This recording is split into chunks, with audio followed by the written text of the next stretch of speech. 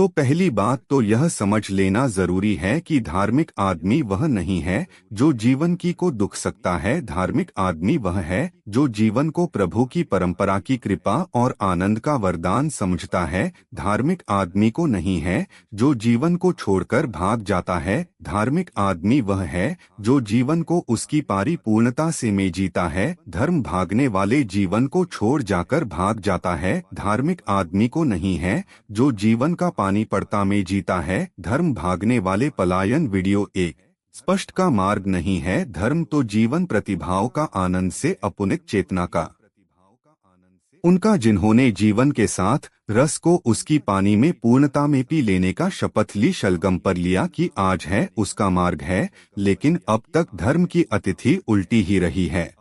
और अगर हम जीवन को दुख मानकर शुरुआत करेंगे, जीवन को बुरा मानकर हम यात्रा को परम करेंगे, जीवन को काट समझकर कट करने की कितनी समझकर यदि हमारा उपक्रम शुरू हो गया, हमारा अभियान शुरू हो गया, तो इसमें कोई आश्चर्य नहीं है कि आज तक में जीवन में सिर्फ कांटे ही उपलब्ध हो, को अंधेरे ही उपलब्ध हो, दुख और पीना ही उपलब्ध हो। हम जिस बात के बीच होते हैं उसके ही फल हमें उपलब्ध भी हो जाते हैं। जीवन वैसा ही हो जाता है जैसा हम उसे देखने की तैयारी करते हैं। जीवन हमारे देखने की तैयारी में ही डाल जाता है। वही ठीक है, वही द्वारा है हमारी तैयारी जिसमें से हम जीवन को देखते हैं और जीवन को आनंद रुपये में देखने जा सकता है।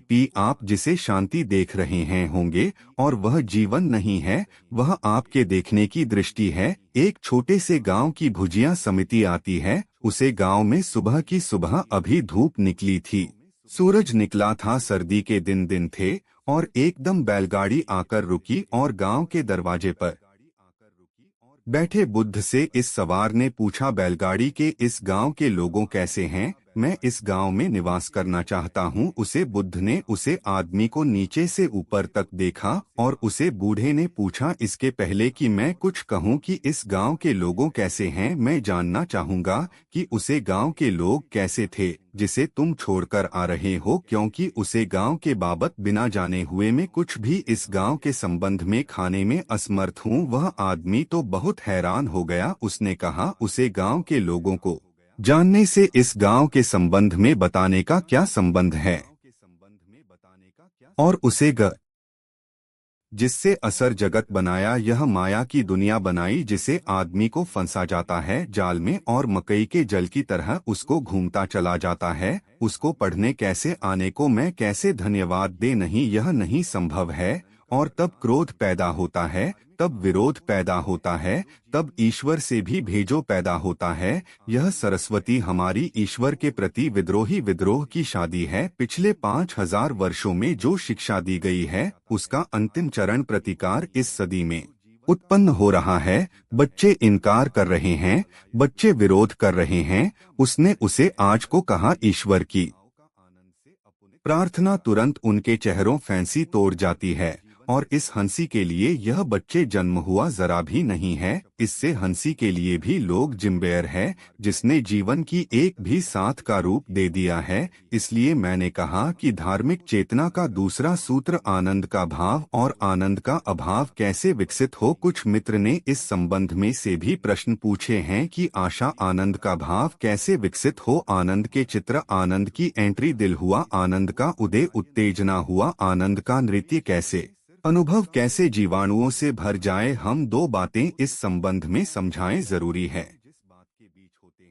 एक, आनंद को के केवल हुए भी लोग अनुभव कर पाते हैं जो अत्यंत तीव्रता से जीने की सामर्थ्य को पैदा करते हैं। इंटेंस, लिंगिंग, त्वरित और तोर से भरा हुआ है जीवन। हम सब बहुत कौन कौन ने जीते वर्मा कौन पानी होता है, ऐसा हमारा जीवन है। तीव्र नहीं, इंटरसिटी नहीं, हमारी किसी से तृतीय में कोई तीव्रता नहीं है। और जीवन का अनुभव आनंद का द्वारा अनुशक्तियों से पैदा होता है। जितनी टेंस, जितनी तीव्रता से भारी अनुभूति होगी उतना ही व्यक्त आदमी आनंद की शिकार को कुछ होता है। और जितना कौन ना कुनकुना जीवन होगा उतना ही जीवन कुछ भी नहीं छूता है, कुछ भी नहीं छूता है। और हमारा सारा परंपरा ढांचा वनों को मनुष्य को कौन बनाता है। तीव्रता नहीं, वतन बताता ना तो वह साहस मुश्किल सीखना।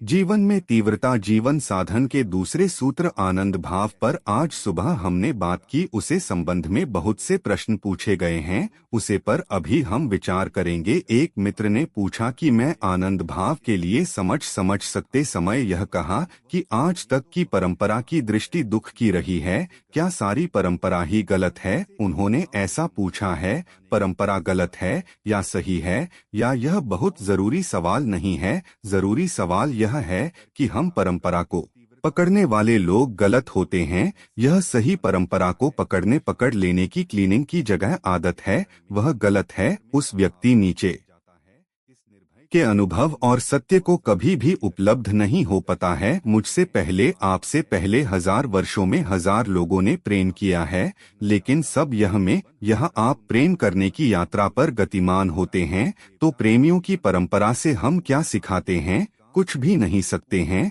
उन प्रेमियों के शब्दों को सिखाते हैं, उन प्रेमियों के गीतों को सिखाते हैं। उन प्रेमियों से हम क्या सकते हैं? कुछ भी नहीं। हमारे पास प्रेम का अपना ही अभिभावक होता है। प्रेम हर बार नया है, वही कभी भी पुराना नहीं पड़ता है। मुझे उसकी कोई परंपरा नहीं होती, उनकी कोई टेंशन नहीं होती है। प्रत्येक बार जब कोई प्रेम करता है तो उनका नाम नया प्रेम है। वह जितना मनुष्य जाति में कभी भी किसी ने किया होगा, उससे प्रेम करना कोई पूछा है ना कोई आगे। वह प्रेम अपने में पूजा और परिपूर्ण है। प्रेम की कोई परंपरा नहीं होती है, आनंद की कोई, अनंत की भी कोई परंपरा नहीं होती, परमात्मा की भी कोई परमात्मा परंपरा नहीं होती है।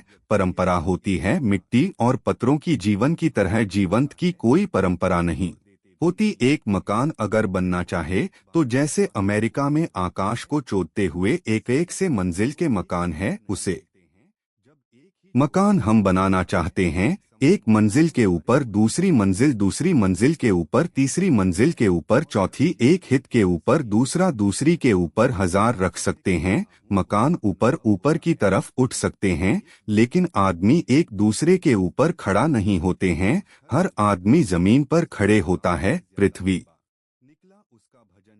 जब ठोस जिंदगी व्यस्त सिद्ध कर दी जाएगी तो परंपरा परमात्मा जो अभी असर प्रतीत हो जाता है और जिस पर हम झूठी नहीं बनती, उसे पर तो हम और भी शादी सांढींढ हो जाएंगे कि जब इतनी असली जिंदगी झूठी है तो यह सपनों की और आकाश की बातें कैसे सच हो सकती है। पर हम परिणाम जो हुआ, परिणाम यह नहीं होगा कि जगत की निंदा लोगों को ईश्वर की तरफ ले गई हो, परम परिणाम यह सुबह की जगत की निंदा में लोगों को जगत के आनंद को तो नष्ट किया है। लोगों ने संपर्क आत्मा को परमात्मा को की तरह उठने का ख्याल भी समाप्त कर दिया। इससे कोई लोग चेतन धार्मिक नहीं हुए, आधारित धार्मिक हुई। और एक उपद्रव हुआ कि जब सारा जीवन दुख पूर्ण हो तो परपरता परमात्मा के प्रति मन में धन्यवाद कैसे पैदा है सकता है। जब प्रसार जीवन एक स्पष्ट की कथा हो तो प्रमुख परमात्मा के प्रति समर्थन कैसे पैदा हो सकती है, दृष्टि ऊंट कैसे पैदा हो सकता है, कैसे अनुग्रह का भाव पैदा हो सकता है, कैसे हम परमात्मा को धन्यवाद दे, हमें कैसे कहें कि तुमने हमें हम पर कृपया की है, कि मुंह से का और कहेंगे तो वह मुंह झूठा होगा, वह शब्द झूठ होंगे, वह केवल सीखे हुए तोतों की प्रार्थना होगी। हमारे प्राणों से उठी हुई नहीं। जीवन अगर आनंद हो तो ही परमात्मा के प्रति धन्यवाद पैदा हो सकता है। जीवन अगर हम कहाँ अब हो गया हो तो उन्हें हमारे हाथ उठ सकते हैं। उसे प्रभु के लिए गया ज्ञान है तो हम कहाँ सकते हैं कि जिससे इतना दिया, जिसने इतने अमित की वर्षा की, जिसने इतनी प्रेम की फूल दिया, जिसने इतने जीवन के आनंद बरसाए, पत्र को जिसकी कोई क्षमता न थी उनको इतना दिया, उसके प्रति हमारे प्राणायाम अगर अनुकृता से, आगरा से, पटना से और अनुग्रह से भर जाए तो कोई आचार्य नहीं है परमात्मा की, और आदमी केवल अनुग्रह के भाव से जाता है। एटीट्यूड और कोई सूत्र नहीं है, और अनुग्रह इंस्टीट्यूट केवल उसी हृदय से पैदा होता है जो हृदय आनंद का अनुभव करते हैं। जो हृदय दुख का अनुभव करता है उनके मन में अनुग्रह नहीं शिकायत पैदा होती है। जो हृदय पीना अनुभव करता है उसके मन में क्रोध में होता है, उसके मन में परमात्मा के प्रति विद्रोह पैदा होता है। या जो सारी दुनिया में विद्रोह लोगों को पैदा हुए ईश्वर का विरोध करने वाले, यह जिन्होंने पैदा किया है, यह जीवन को दुख समझने वाले लोगों को शिकायत के लिए रजिस्ट्रेशन से रीजन से यह कुछ उसकी प्रक्रिया है। व्यक्त आदमी आनंद की शिकार को कुछ होता है।